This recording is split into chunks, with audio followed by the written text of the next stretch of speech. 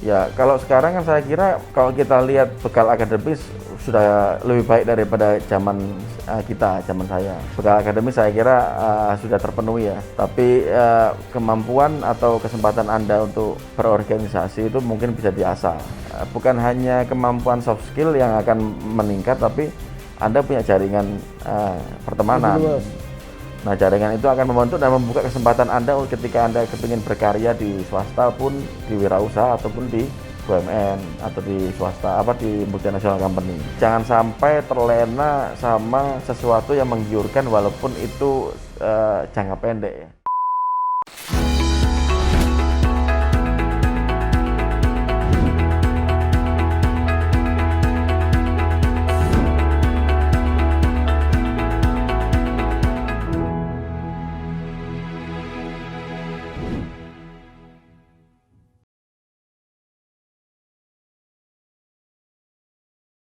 Kawan baik, kali ini kita akan berbincang tentang perjalanan karir profesional seorang direktur di BUMN, Mas Munadi Herlambang. Tapi bukan menyangkut pekerjaannya yang menarik. Tema ini dipilih agar menjadi pelajaran penting bagi generasi milenial yang mungkin masih kuliah atau masih sekolah dalam meniti karir profesional mereka. Makanya kita undang Mas Munadi. Mas Munadi Herlambang ini alumni dari salah satu PTN di Jawa Timur, teknik kimia. Kemudian nanti kita gali lebih jauh, sekolahnya diterusin, lulus beneran atau enggak lulus. Mas Munadi, dulu sekolahnya lulus kan? S1 ya kan? Lulus. Ya itu, nilainya pas-pasan lah. Langsung bekerja atau langsung melanjutkan studi? Saya dulu waktu kuliah SMA, sejak SMA itu saya udah main saham. Oh, oke. Okay. Jadi SMA itu target untung mingguan saya 300.000. Wush. Udah punya target untung saham? Untung saham 300.000. Trading saham nih kan? Trading saham. Oke. Tujuannya supaya bisa ganti motor, gitu. Dulu saya naik salah satu merek Honda Bebek lah, kepingin ganti, jadi supaya bisa update terus. Berapa modal pertama waktu SMA buat beli saham? 2 juta. Dari mana uangnya? Saya dapat dulu ya? Tabungan beasiswa ketika lulus SMP. Oh. Nah, ada 2,5 juta, yang 2 juta saya mainkan saham, 500 stay di saldo. Dari mana ide kok mau jual beli saham? Kebanyakan ngelihat koran bisnis Indonesia dulu saya. Oh. Nah, koran-koran pasar modal.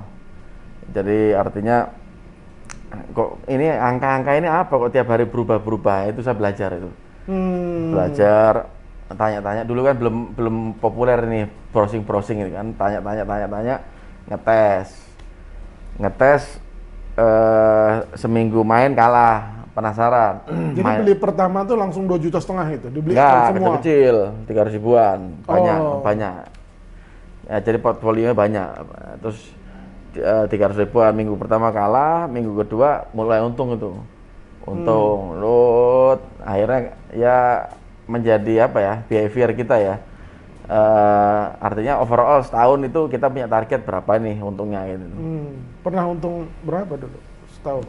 Setahun dapat motor baru lah. Kalau SMA dapat Ninja gitu. Iya, betul. Betul itu. Betul. Warna hijau. Padahal saya nebak aja. Warna hijau pupus. Oh. Ya. Jadi dari SMA di hobi itu diteruskan ke kuliah. Teruskan kuliah. Di kuliah S1 saya karena modal udah cukup ya, artinya ada tambahan alokasi untuk investasi lain. Saya lakukan jual beli, makelar motor atau mobil. Jadi kalau saya kuliah itu naik motor selalu saya tempelin dijual, hubungi ini di parkiran. Jadi sampai dosen saya tuh ingat, kamu nih yang jual motor, maju ke depan gitu kan. Nah, selalu gitu. Atau jual mobil. Dulu saya jual mobil kelas-kelas mobil Espas, Oh. mobil-mobil komersial yang harganya juga terjangkau gitu. Jadi talenta bisnis itu udah dibangun sejak muda, ada minat bisnis gitu ya? Ya karena apa ya, termotivasi ketika kita dapat keuntungan dari hasil kita sendiri gitu Pak. Jadi itu yang terus kita lakukan. Jadi dari motor, dari mobil, saya juga pernah dulu apa ya, gabung sama pemulung di Surabaya untuk ngumpulin kertas semen bekas. Saya Itu waktu kuliah? Kuliah. Saya kumpulin tiap hari. Jadi rute saya kalau kuliah itu waktu naik motor dari rumah kampus, urusan organisasi, lalu pulang mampir ke pemulung, ngitung berapa ton hari ini dapat. Kertas semen bekas. Nah kebetulan kertas semen di kita ini semuanya impor. Jadi yang bekas ini bisa di-recycle sebetulnya. Oh. Nah, kita setor ke pabrik. Ingat nggak untung berapa itu Itu sudah per lembar? Oh, kalau saya lupa, tapi ya per bulan itu sudah puluhan juta ada untungnya saya. Kalau udah main kertas semen bekas itu. Oh. Jadi teman saya banyak pemulung. Jadi setiap stopan itu ketika saya buka kaca nih kalau naik mobil mesti nyapa saya, tahu karena memang ini tim kita juga untuk ngumpulin itu gitu. Nah, itu. Baru saya tahu itu ternyata beliau ini Jadi ahli pengumpul karung semen. karung semen, betul. Ya kan? Nah, setelah selesai kuliah, kan biasanya kuliah itu setelah orang cari duit, udah tahu cari duit tuh kuliahnya terbengkalai. Terganggu nggak tuh selama kuliah? Karena passion saya memang di keuangan. Jadi beberapa variabel modifikasi bisnis ini sebetulnya untuk target pendek dan menengah. Jadi jangka panjangnya tetap di keuangan. Jadi Bukan maksud saya kuliahnya terganggu nggak selama kuliah karena bisnis itu? Enggak, kuliah selesai tepat pada waktunya? tepat. Jadi saya 5 alhamdulillah di angkatan saya wisudawan periode pertama di angkatan saya. Walaupun angkanya nilai IPK-nya nggak terlalu bagus. Saya ngejar cepet. Artinya saya harus lebih bermain dengan waktu ini, harus cepat, harus melakukan sesuatu lagi, sekolah lagi, kayak kerja langsung gitu. Oke, nah setelah selesai kuliah, kan jadi tukang insinyur tuh, ya kan? Betul. Langsung bekerja atau langsung nerusin tadi bisnis-bisnis itu? Nah, setahun bisnis sendiri. Bisnis setahun. apa? Jadi meneruskan yang tadi, karena saya teknik kimia, kumpul sama teman-teman trading bahan kimia untuk kebutuhan pabrik. Ada kebutuhan bahan campuran untuk pabrik rokok, bahan campuran untuk pabrik tekstil. Jadi bahan kimia yang kita olah sendiri, kita formulasikan sendiri, kita sewa gudang untuk melakukan proses, kita jual ke beberapa pabrik itu. Oke, selama 1 tahun? 1 tahun, termasuk saya juga dulu jualan meteran air ke PDAM. Banyak juga ini. Saya branding sendiri, jadi orang tidak nemu merek itu karena memang merek saya sendiri. Jadi dari Cina saya pesan merek saya sendiri gitu. Walaupun pabriknya di Cina, beda. Ada mereknya merek saya sendiri, jadi seluruh Indonesia merek itu ya nggak bisa beli di sana dia. Nah, memang merek saya, kerdus-kerdusnya itu merek saya sendiri. Iya. Itu. Berarti udah impor, udah perdagangannya perdagangan internasional. Betul. Kalau bekas semen, bungkus semen tadi kan lokal. Kalau ini udah beranjak nih, jadi pedagang internasional. Berlatih untuk ekspor impor, latihan.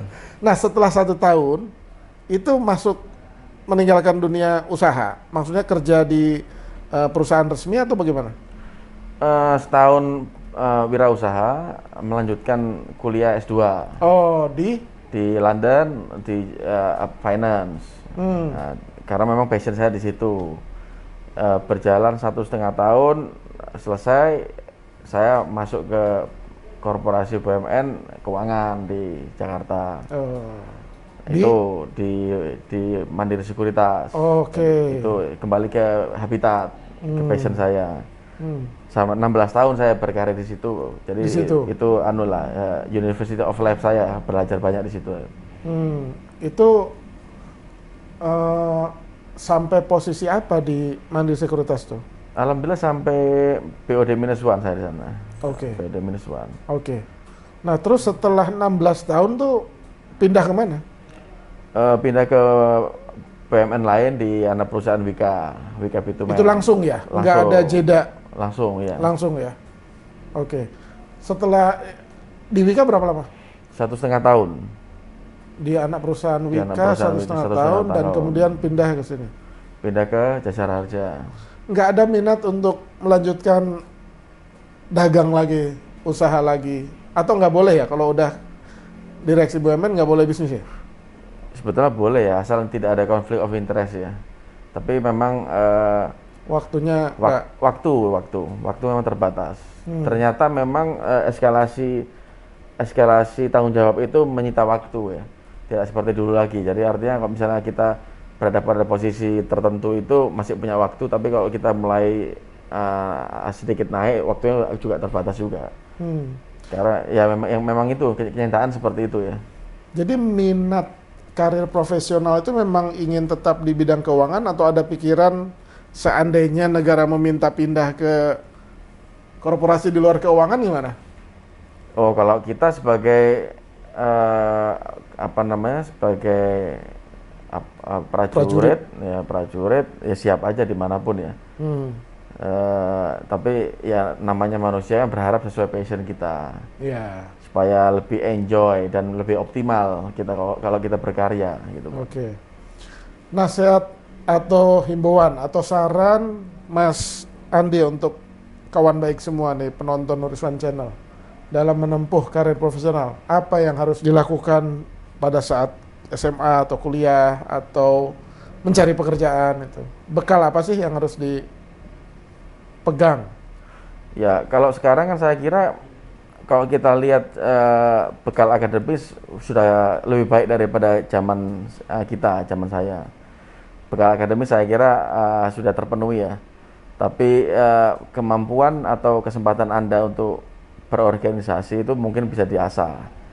Diasah lebih dalam, bukan hanya kemampuan soft skill yang akan meningkat, tapi Anda punya jaringan pertemanan lebih luas di situ.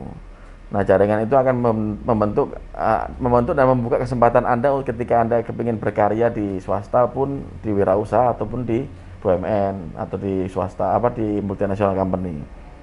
Saya kira itu, dan jangan sampai terlena sama sesuatu yang menggiurkan walaupun itu jangka pendek ya. Karena kalau prinsip kita berkarir secara profesional itu rezeki itu akan ngikutin sesuai dengan jenjang jenjang karir kita. Jadi jangan tergiur sesuatu yang menggiurkan, tetapi sebetulnya itu hanya jangka pendek, bukan jangka panjang. Itu? Yang menggiurkan tuh apa? Ya misalnya gini, misalnya kita berkarir ya toh. Teman tetangga ada yang dagang sesuatu, dagang apapun itu yang menggiurkan. Tetapi kan ini memang marketnya tidak sustain. Jadi kalau kita ngikut itu ya mungkin kita udah keluar kerjaan, tapi ya jalan cuma setahun, 2 tahun. Ya, jadi lebih baik sabar. On the track. Tapi berkreasi lebih baik. Oke. Jadi supaya secara jangka panjang Anda juga lebih punya masa depan gitu. Oke. Di luar dua hal itu, apalagi yang harus dipersiapkan oleh anak muda sekarang? Kalau anak muda sekarang ya saya kira yang tadi budaya-budaya itu. Saya juga cukup amazed juga terhadap perubahan ya, switching, pergeseran budaya anak-anak kita itu ya. Memang harus kita kembalikan lagi. Nggak perlu ya, artinya kontennya tidak perlu sedalam dulu ya, tetapi secara prinsip kita harus menanamkan budaya-budaya keindonesiaan itu. Oh, budaya timur. Budaya timur, betul. Okay. Memang kenyataannya memang lebih mudah diterima oleh semua semua bangsa ya, budaya timur itu, daripada budaya-budaya yang lain itu. Oke, terima kasih Mas Andi. Mudah-mudahan pembekalan Sama-sama. dari Mas Andi mencerahkan kawan baik semua. yang sedang menempuh studi maupun bersiap masuk ke lapangan kerja. Siap. Supaya mereka berhasil. Kita doakan generasi milenial hidupnya jauh lebih baik dari generasi sebelumnya dalam hal meniti karir profesional mereka. Jangan sampai dimakan hama dalam perjalanan karirnya. Mantap. Terima kasih. Bismillah. Jangan lupa subscribe, like, share, dan komen episode ini di Nur Iswan Channel.